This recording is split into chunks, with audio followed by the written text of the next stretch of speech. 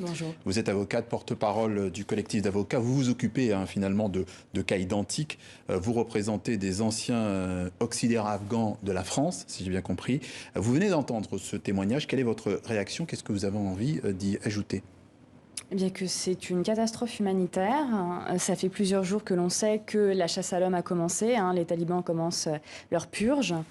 Donc le témoignage de cette dame nous indique clairement que les talibans se sont présentés au domicile de son frère. Et pourtant, ce n'est que son frère. Si vous voulez. Donc on sait que les familles des personnes qui ont travaillé pour la France aussi sont en danger de mort.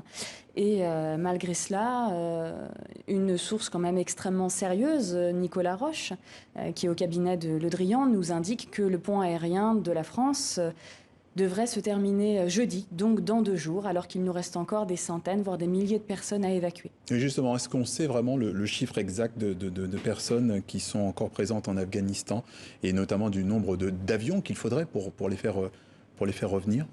Alors c'est difficile à dire. Nous, dans les personnes qui nous ont contactés et qui sont des auxiliaires de l'armée française, pour l'immense majorité, on a encore plus de 200 familles à évacuer.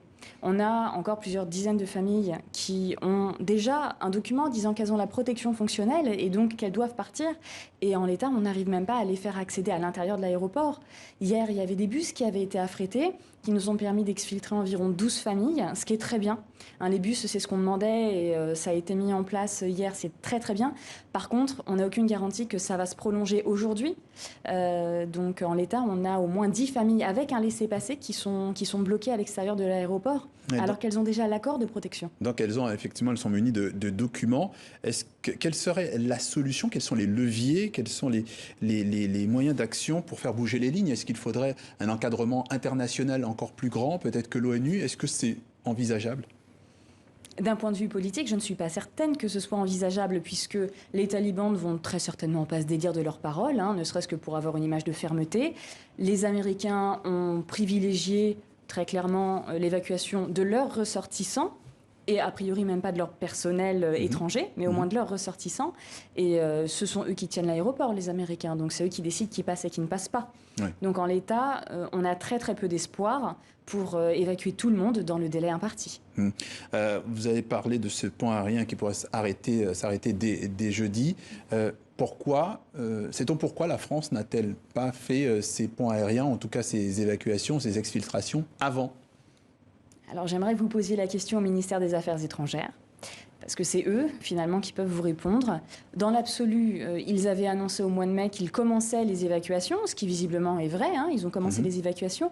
D'après ce qu'on a compris, c'est avant tout les ressortissants français et les Afghans qui travaillaient pour la France au moment de l'évacuation, c'est-à-dire les personnels actuels d'ambassade, les personnels actuels de lycées français, d'établissements français. Par contre, tous ceux qui n'étaient plus en lien contractuel avec la France ont été laissés de côté. Et par hypothèse, l'armée étant partie en 2014, tous les personnels de l'armée étaient des anciens personnels. 2014, ça veut dire 7 ans quasiment, 6 ans, 7 ans, oui. Donc, alors maintenant, si on est plus concret, puisqu'il ne reste plus beaucoup de jours, si on part du principe qu'il reste 2 jours, est-ce qu'on sait pourquoi ce serait seulement 2 jours, dans la mesure où les États-Unis, qui encadrent la sécurité, vont jusqu'à mercredi prochain? On ne sait pas, on n'a pas d'explication. Je pense que sans doute Nicolas Roche pourrait vous donner une explication, puisque c'est lui qui a l'information, c'est lui la source.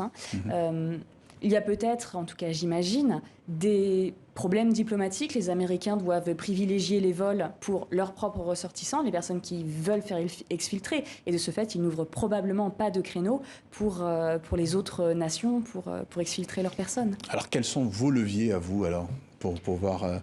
à part le dénoncer dans les médias? Alors déjà, le dénoncer dans les médias, c'est très très important. Et ensuite, on peut faire des actions judiciaires, on peut saisir le tribunal administratif, en référer en disant qu'il faut impérativement que ces personnes aient soit la protection subsidiaire pour les contractuels de l'armée française, soit un visa asile pour une foule d'autres personnes dont la vie est en danger. Mais cependant, les tribunaux ne pourront jamais faire plus qu'enjoindre à l'administration de faire quelque chose. Sauf que si l'administration ne le fait pas, soit parce qu'ils ne veulent pas, soit parce qu'ils n'ont pas les moyens, ces personnes seront en danger de mort en Afghanistan. Oui, parce qu'il n'y aura pas les moyens de toute façon façon de faire exécuter ces décisions. Lorsque le pont aérien sera terminé, on n'aura probablement pas d'autre solution que de donner des visas via les ambassades dans les pays aux alentours. Islamabad, par exemple, qui est censé être fermé au moins jusqu'au mois d'octobre. Téhéran, peut-être New Delhi. On a des pistes, mais aucune n'est tout à fait sérieuse. Et quoi qu'il en soit, sortir d'Afghanistan sera une gageure. C'est extrêmement compliqué. Pour aller de Kaboul à la frontière iranienne, vous avez plus d'une vingtaine de checkpoints talibans à franchir. Quand vous êtes recherché par les talibans, c'est autant de chances de mourir. Ouais. Maître Magali Guadalupe, porte-parole de ce collectif d'avocats chargés du dossier d'anciens auxiliaires afghans de la France. On suivra ça avec attention sur TV5 Monde. Merci d'être passé par notre plateau. Merci à vous.